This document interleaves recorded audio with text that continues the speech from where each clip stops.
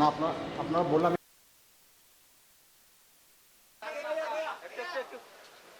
রাউজান এলাকার অস্ত্রধারী শীর্ষ সন্ত্রাসী, অপহরণকারী, বিভিন্ন মামলার এজাহার নামীয় ও ওয়ারেন্টভুক্ত পলাতক আসামি, একটি রামদা, একটি বিদেশি রিভলভার, 5 রাউন্ড গুলি, একটি দেশীয় এলজি এবং এর 2 রাউন্ড কার্তুজ সহ গ্রেপ্তার হয়েছে। গ্রেপ্তারকৃত মামুন হচ্ছে গত 24শে জানুয়ারি রাউজানে প্রকাশ্য দিবালোকে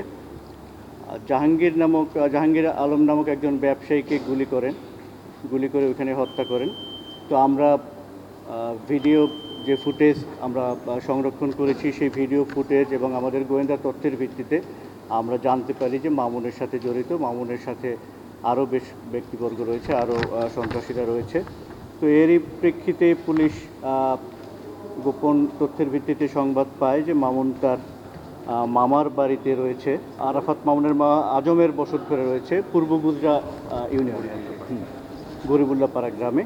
তো এরপরে তার বসতবাড়ি যখন চারদিক থেকে ঘেরাও করা হয়, তখন মামুন অবশ্য মাদকাসক্তও ছিল সম্ভবত একটু, ওইখান থেকে অ্যারেস্ট করে তাকে আরও অস্ত্র রয়েছে, তার সাথে আরও অস্ত্রবাদ ছিল, এই মর্মে তাদেরকে খোঁজা শুরু হয় এবং অভিযান চলে।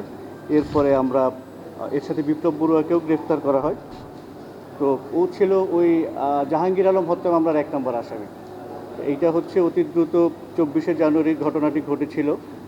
আমরা মোটামুটি 1 মাস 8 দিন বা 10 দিনের মধ্যে এই গ্রেপ্তার করতে সক্ষম হয়েছি। ইতিপূর্বে এই মামলার আরও 2 জন গ্রেপ্তার রয়েছে, তাদেরকে আমরা সিএমপি এলাকা থেকে গ্রেপ্তার করেছিলাম। এই মামলায় আনুমানিক 10-12 জনের মতো ছিল, আমরা 4 জনকে গ্রেপ্তার করতে সক্ষম হয়েছি। আর মামুনের নামে বেশ কিছু, মামুন হচ্ছে রাউজান এলাকার ট্রাস্ট, তাকে ওই আশেপাশের যারা তার যে বাহিনী, তাকে কিং অফ রাউজান নামে তাকে নামগুলো এন্ট্রি করা থাকতো, কিং অফ রাউজান। তার রাউজানের সম্রাট হওয়ার তার একটা উদগ্র বাসনা ছিল।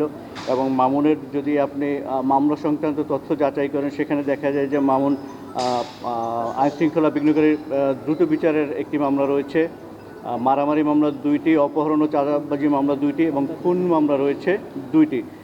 সিএমপির চকবাজারে খুন একটি, আরেকটি খুন হচ্ছে আপনার রাউজান এলাকাতে। সিএমপির চাঁদগাঁও এলাকায় এনআই অ্যাক্টেও মামলা রয়েছে, মোট 8টি মামলা তার নামে রয়েছে। তো এই ঘটনায় জড়িত অন্যান্য আসামি যারা বাকি রয়েছে, আমরা তাদের গ্রেপ্তারের চেষ্টা করে যাচ্ছি। এটা হচ্ছে মূল কথা।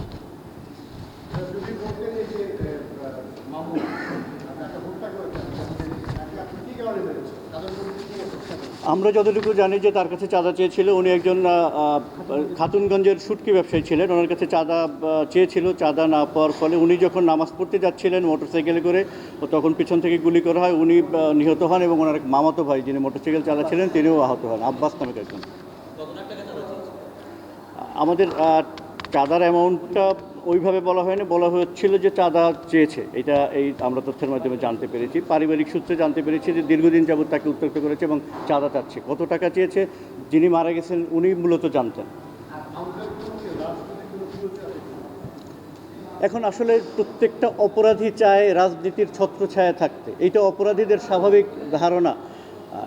রাজনীতির জন্য যতটা না দায়ী, তার চেয়ে বেশি অপরাধী একটা জায়গা খুঁজে, একটা স্থান খুঁজে রাজনীতিকে ব্যবহার করে রাজনীতির উপরে দোষ চাপায়।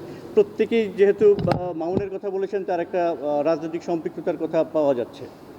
যতগুলো নাম শুনেছি, এই মামুন তার মধ্যে সবচেয়ে বেশি আলোচিত নাম ছিল, যেহেতু সে একটি হত্যা মামলার আসামি এবং সে কোনো সুস্থ নেতৃত্ব কিংবা সুস্থ রাজনৈতিক নেতা নয়, সেহেতু তাকে গ্রেফতার করা আমাদের কর্তব্য।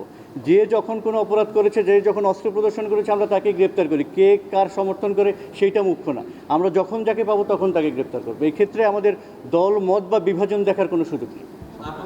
সাতকানিয়াতে এবং রাউজানে এবং আরো অনুষ্ঠানে বিভিন্ন ঘটনা ঘটছে, আপনারা কি মনে করেন না এই আইনশৃঙ্খলার অবনতি হয়েছে? সাতকানিয়ার যে ঘটনাটা যদি আপনি বলেন, অনেকেই অনেক কিছু বলার হয়তো জানতে চেষ্টা করেছেন।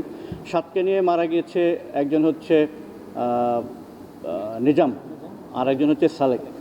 সালেকের বিরুদ্ধে 8টি মামলা রয়েছে, তার মধ্যে 2টি হত্যা মামলা রয়েছে, বিস্ফোরক মামলা রয়েছে, চুরি মামলাও রয়েছে। আর নিজামের বিরুদ্ধেও একটি মামলা রয়েছে। নিজাম সালেকের আমরা যদি গতিবিধি পর্যবেক্ষণ করি, বিগত 3 মাসে যে এলাকায় ওনারা মারা গিয়েছেন, বিগত 3 মাসে ওইখানে ওনারা 8 বার গিয়েছেন, বিভিন্ন কাজে 8 বার গিয়েছেন। ঘটনার দিন ওনারা 60টি সিএনজি যোগে গিয়েছিলেন এবং ওইখানে যারা দোকানদার ছিল তাদের কাছে অস্ত্র প্রদর্শন করেছেন। এর 4-5 দিন আগে ওইখানে এক মেম্বারের স্ত্রীকে থাপ্পড় মেরেছিলেন, যার ফলে চাঁদার জন্য নিয়মিত এরা চাঁদার জন্য ওখানে যেতেন বলে আমরা তথ্য প্রমাণ পেয়েছি। এবং ওইখানে গিয়ে মেম্বারের স্ত্রীকে থাপ্পড় মারার পরে ওই এলাকার মধ্যে জনগণের মধ্যে একটা ক্ষোভের তৈরি হয়। এখানে অনেক রাজনৈতিক কথা বলা হয়েছে যে কোনো বিশেষ একটি দলের কোনো ব্যক্তি বা কোনো চেয়ারম্যান ছিল কিনা। আসলে ওই বিশেষ ব্যক্তি বা চেয়ারম্যানকে আমরা কোথাও খুঁজে পাইনি, বা এই ধরনের কোনো তাদের যে কোনো সম্পৃক্ততা বা তাদের কোনো রাজনৈতিক সংশ্লিষ্টতা, এইভাবে কোনো রাজনৈতিক একটা প্রতিপক্ষের শক্ত অবস্থানে এরকম আমরা কোথাও খুঁজে পাইনি। বরঞ্চ আমরা যে একটা নিষিদ্ধ ঘোষিত সংগঠন থেকে শুরু করে তাদের আশ্রয়দাতাদের আমরা অবিরত খুঁজে যাচ্ছি। তাদেরকে ধরা আমাদের দায়িত্ব, এবং আমরা সেই লক্ষ্যে সর্বোচ্চ কাজ করে যাচ্ছি। সেখানে তাদের থাকার কোনো সুযোগ নেই। যেহেতু নিজাম ওখানে গিয়ে বিগত দিনে এই চাঁদার বিষয় ঘটে, এবং যে ঘটনার দিন সে অস্ত্র ওপেন করেছিল, এবং অস্ত্রগুলো দেখা যায় যে আপনি যে অস্ত্রটা তার ওই খুন হওয়ার পরে যে বা হত্যা হওয়ার পরে যে অস্ত্রটা পেয়েছেন, এটা সিএমপির কোতোয়ালি থানার লুট হয়ে যাওয়া অস্ত্র। ওই অস্ত্রটা গুলি করতে করতে অস্ত্রটা শেষ হয়ে গিয়েছে। তো আমাদের লুট হয়ে পুলিশের অস্ত্রগুলো যে ওইখানে প্রদর্শিত হলো, অনেকগুলো অস্ত্র প্রদর্শিত হয়েছে, সেই অস্ত্রগুলো আমাদের পুলিশের অস্ত্রের ন্যায় যারা প্রত্যক্ষদর্শী ছিল তারা বলেছে যে একই রকমের পিস্তল। তো আমাদের পিস্তল, আমাদের পুলিশের অনেক অস্ত্র খোয়া গিয়েছে। এই অস্ত্রগুলো কীভাবে কাদের কাছে গেল, ওই বিষয়টি অনেক প্রশ্নের জন্ম দেয়। এগুলো আমাদের খুঁজতে হচ্ছে, এবং এইগুলো নিয়ে আমরা কাজ করে যাচ্ছি। এই লক্ষ্যে হয়তো আমরা সুস্পষ্টভাবে অনেক কথা বলছি না। এর অর্থ প্রশাসনের কোনো অবস্থাতেই ভাবার সুযোগ নেই যে প্রশাসন নির্বিকার হয়ে গিয়েছে।